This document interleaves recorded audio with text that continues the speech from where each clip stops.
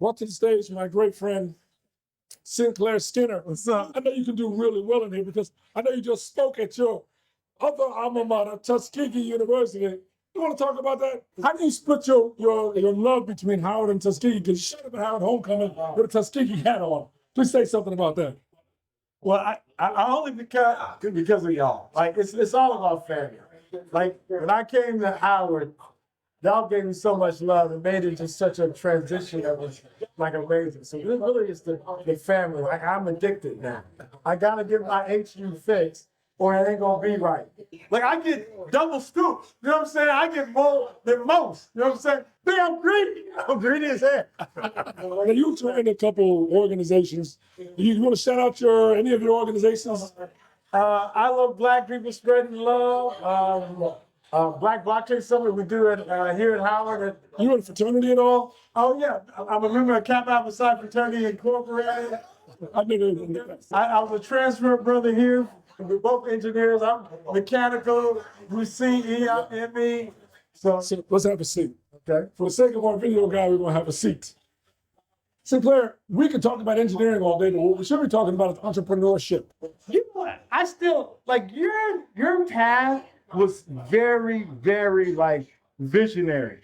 When you did the roundup, like some of the social stuff that you did, again, y'all was just talking about engineering and problem solving, but I think there's a level of boldness in our thinking because we dare to be engineers as young folks. Here's the tricky part though, with being you. You so far ahead of us, it can get weird. It can get weird. So, I mean, literally the things that you set in motion ended up getting other folks coming up with things that actually, I won't say was intellectual property. Well, you was organizing this around the social thing construct well before a lot of this was even here, bro. I've dumbed it down. Now I'm doing dry erase walls and homecomings. You see, this is us. Bro, you are like, Well, listen, we're not here to talk about my entrepreneurial ventures. I want to talk about your entrepreneurial ventures, your creative ventures. You became a pilot since we've known each other. I mean, like, let's talk about, just give us and any of the kids who would ever see this video and any of the parents in this room, just an idea of one of your entrepreneurial ventures that you're really proud of. okay, but I gotta still give it context. It's people like you who are the inspiration and it allows me to want to push myself. So like Brent took the risk to leave what he was doing and try his dream. You putting together really a visionary way of organizing our people. These are all the things that I think as an entrepreneur that you need to feed off of to be better at your craft because it's a journey. Yeah. And when we're on this journey together, it's a better journey. When you're by yourself, this thing gets real problematic. And I think Howard gave me so many brothers and sisters that were willing to be bold enough to take journeys that most people would have to do by themselves.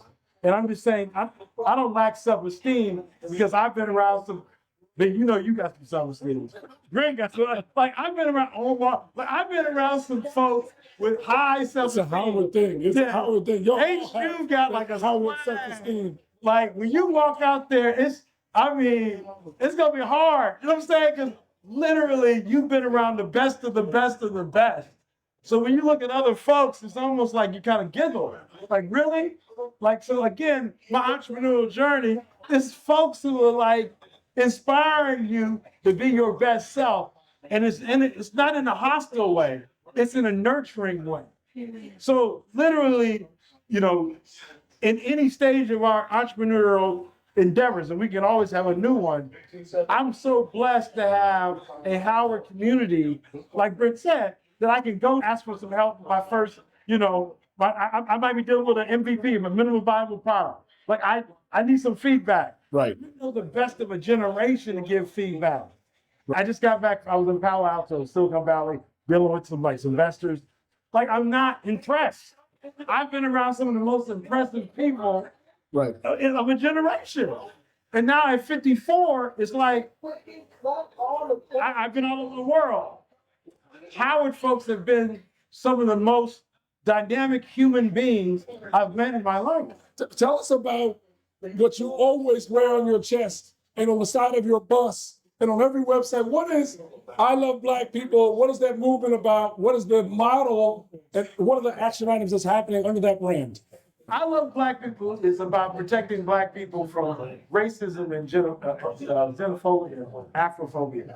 So literally, it's a global network identifying safe, Black-friendly spaces in 8 key categories, like healthcare. You get sick in Denmark, it's going to be hard to Google non-racist doctors in Copenhagen. Like that dog don't hunt. So you need resources to give you better information. Or you in Bangkok, Thailand, and you getting some legal problems. It's gonna be hard to Google legal assistance in Bangkok that's not racist. So it's Green Book, digitized, but not for just where to stay. It's 8 facets of life. What are they? So the 8 facets, and this was informed a lot by COVID. We used to think the issue was really like just travel. So the original Green Book took care of places to stay, places to eat, and transportation. And it was not, a lot of people think it's about the black dollar, but the original Green Book from the 1930s to the 1960s, and it's called the Green Book, not the Black Book. I always get people saying, why is it the Black Book? Well, the guy who started it was Victor Green.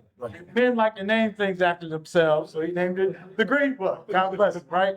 So literally, the book wasn't about turning over the black dollar. The book was about making sure we didn't get murdered in sundown time. So it wasn't about how many Black billionaires or how many businesses or capitalism. It was literally, in many cases, they were non-Black owned businesses that treated us with dignity and respect. So literally, it was about creating that in a space where people traveling was not just about traveling, it was about being vulnerable. So when COVID hit, we realized that traveling is just one vulnerability. Another vulnerability is I'm sick. When you're sick, you're super vulnerable. Like if you make the wrong decision and you're sick, You check out. you can check out.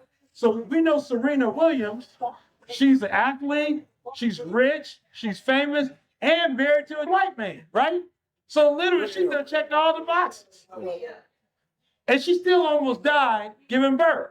Do y'all know how long people have been giving birth? Like that's been a long time. To die and with all those things going for you is problematic. So we need to make sure that instead of just talking about what we shouldn't do, is talking about what we should do and identifying doctors, lawyers, babysitters, education. All these are assets that we need to make sure. Like if you get a bad plumber, okay, maybe they show up late. You can deal with a bad cable man person, okay.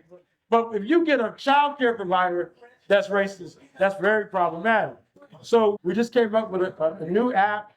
So our new app, we're doing the beta testing, and we're asking people to recommend their Black-friendly businesses that they know back home where they live and help us create this global network. So no matter where you go in the world, you can live fearlessly and not be worried about watching your back like that. I think it's absolutely fantastic. And you can find that at iloveblackpeople.com. All right, yeah, I'm sorry, my stomach got in the way of the .com, so I'm sucking it.